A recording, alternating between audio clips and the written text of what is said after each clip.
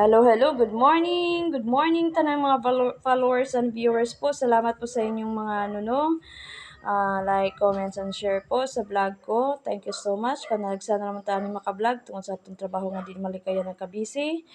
So, today's video mga ka-farmers, sa pagbangkiro or tigway sa baka. Tabangan sa natong panigway para naman sa maka ano punta timan punta panagsa sa atong hayop. Give time sa tadanip sa atong panimalay. So, today's video na ito dahil sa kagubatan o lasang manigway sa baka. Dako-dako naman sa akong toryo. Wala damha pila lang ka ano no nga kuha na siya. Ako na sakto po ang panlawas. Di man sa hinambog no, personal man gini nga amuan ni kaugalingon na duha namong kaugalingong baka.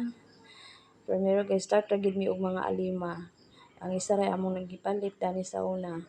So karon thanks to God nga ang mga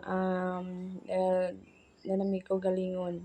So di ba na to mahibawa ng panahon nga usahay magkalapait ta. Daghang salamat.